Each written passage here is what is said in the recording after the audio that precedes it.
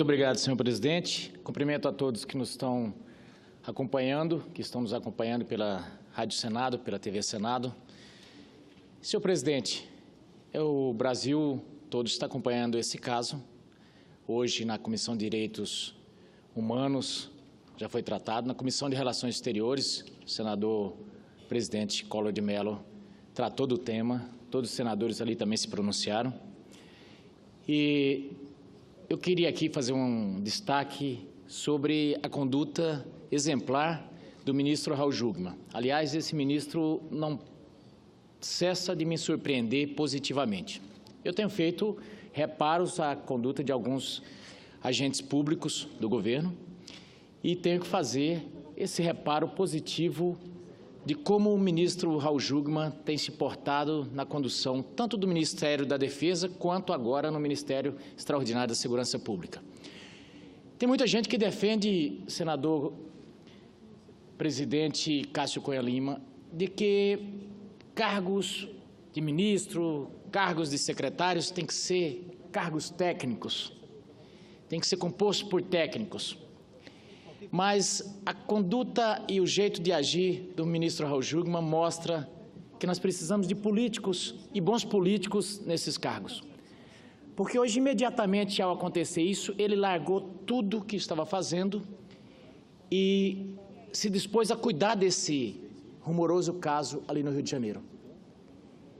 E esse feeling, dificilmente a técnica, a burocracia detém. Isso vem da política, essa sensibilidade. Então, eu queria fazer esse registro aqui, porque parece uma coisa simples, mas é muito importante.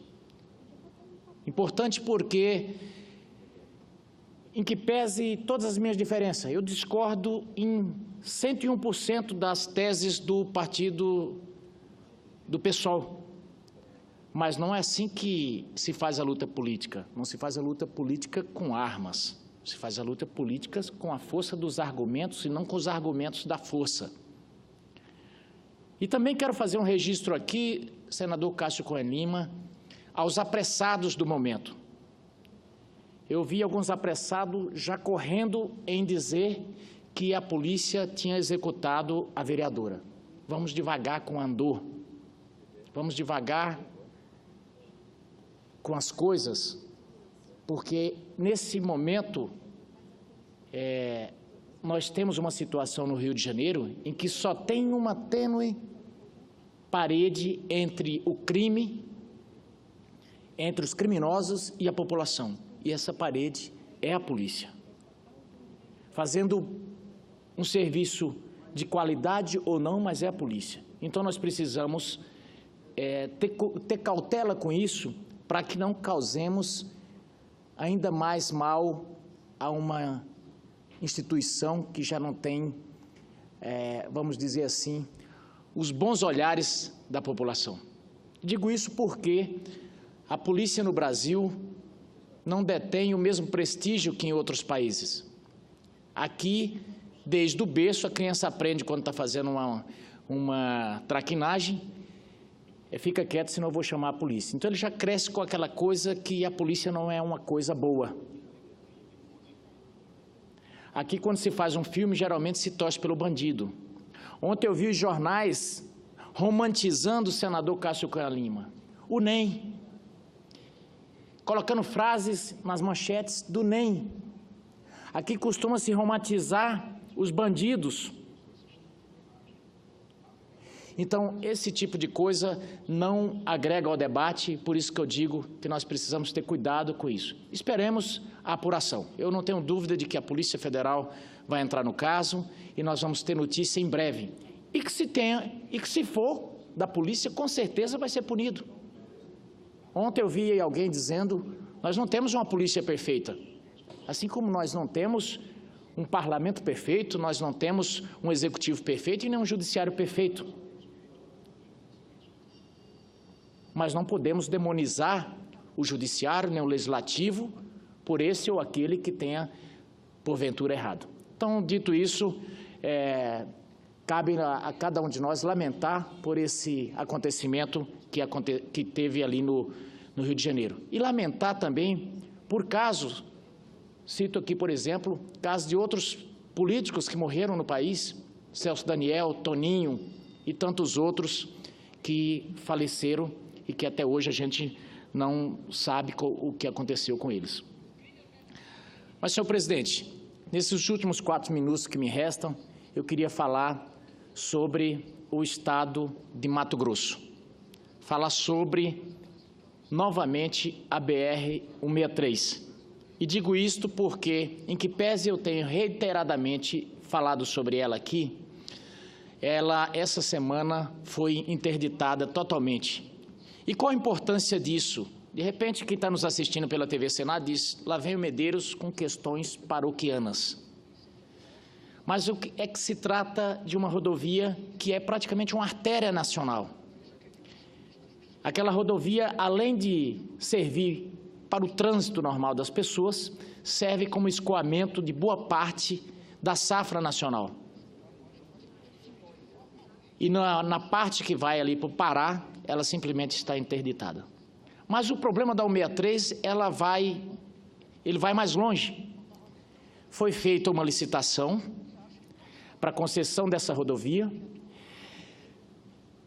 Foi feito um acordo de que parte ia ser feito pelo DENIT, da duplicação, parte ia ser feito pela concessionária. No edital dizia que, a partir do momento em que a concessionária tivesse feito 10% da duplicação do total de 800 quilômetros, ela poderia começar a cobrar pedágio e teria um prazo de 5 anos para duplicar totalmente. Pois bem, a concessionária imediatamente fez os 10%, começou a cobrar pedágio, e aí veio o advento da Lava Jato. Ela era uma subsidiária, uma empresa ligada ao Odebrecht, e tudo ficou travado.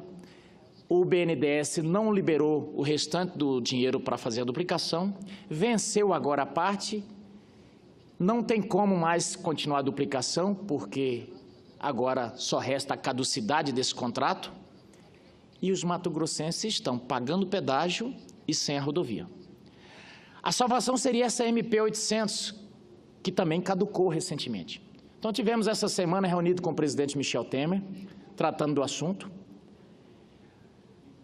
A resposta que o Planalto deu é que o problema está sendo tratado ali no Ministério dos Transportes para que venha uma solução legislativa para que esse novelo possa ser desatado.